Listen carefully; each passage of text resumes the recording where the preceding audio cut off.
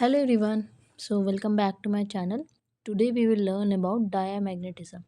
तो जो diamagnetic substances होते हैं वो ऑपोजिट वे में रिएक्ट करते हैं जब वहाँ पे एक्सटर्नल मैग्नेटिक फील्ड अप्लाई होता है और ये रिपेल कर जाते हैं बाय द मैग्नेटिक फील्ड, क्योंकि जो डायमैग्नेटिक सब्सटेंस है उनकी प्रॉपर्टी ही है opposite way of external magnetic field, इसीलिए वो रिपेल होते हैं। और जो डायमैग्नेटिक सब्सटेंस है वो नेगेटिव ससेप्टिबिलिटी के होता है, नेगेटिव मैग्नेटिक ससेप्टिबिलिटी। तो ये क्वेश्चन सीआरई में आ सकता है। और ये स्लाइड डिक्रीज दिखाता है in the magnetic field strength अगर आप इस टाइप के सब्सटेंस को उन मैग्नेटिक फील्ड के आसपास रखोगे तो। Examples bismuth, mercury, copper and carbon. Next हम लोग बात करेंगे फेरोमैग्नेटिज्म की। तो जो फेरोमैग्नेटिज्म है बच्चों, वो स्ट्रांगली अट्रैक्ट होता है towards the external magnetic field. और तो और ये अपने अंदर एक बार मैग्नेटिज्म में अगर इनको रख दिया आपने तो ये अपने अंदर रिटेन कर लेते हैं मैग्नेटिक फील्ड को। जब एक्सटर्नल फील्ड रिमूव हो जाए तब भी इसके अंदर रिटेन रह जाता है। इस टाइप के सब्सटेंसेस को यूज़ किया जाता है to make permanent magnet. And जो मैग्नेटिक फील्ड होता है परमानेंट मैग्नेट का, वो 100 या इवन 1000 टाइम्स ज़्यादा होता है than the applied external magnetic field. Example जो होता है फेरोमैग्नेटिक सब्सटेंस का वो है iron, cobalt and nickel. Next हम लोग बात करेंगे मैग्नेटिक फील्ड स्ट्रेंथ की। तो जो मैग्नेटिक फील्ड है उसको हम लोग एक्सप्रेस करते हैं बाय नोटेशन बी। और जो प्राइमरी फील्ड है उसको हम लोग बताते हैं बी नॉट से, और सेकेंडरी फील्ड को हम लोग बी वन मानते हैं। तो जो यूनिट्स है मैग्नेटिक फील्ड स्ट्रेंथ की वो है गॉस और टेस्ला।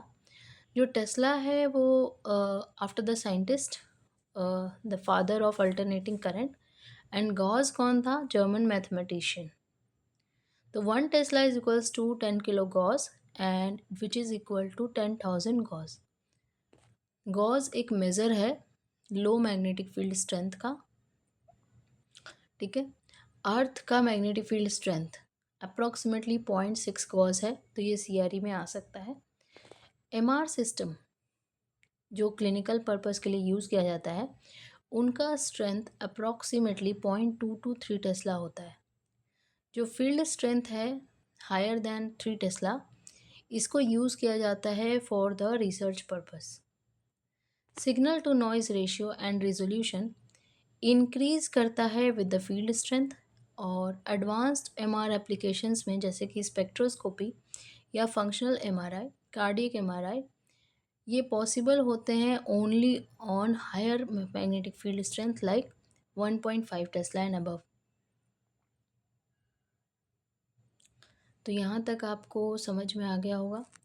एक थोड़ा सा रिवाइज कर लेते हैं क्योंकि ये बहुत इंपॉर्टेंट टॉपिक है। इसको एक्सप्रेस किया जाता है बी से। Primary field B nought, secondary field B one.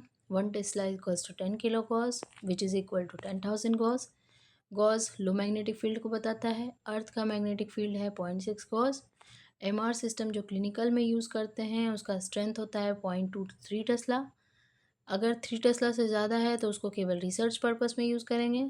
Signal to noise ratio और रेजोल्यूशन बढ़ता जाता है फील्ड स्ट्रेंथ जैसे जैसे आप बढ़ाओगे।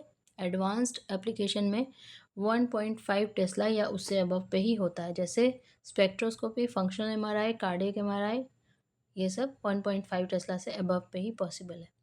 तो आई होप आपको समझ में आया होगा। बार बार सुनना, रिपीट करके सुनना ताकि जब तक कि आपको याद ना हो जाए। Thank you for listening.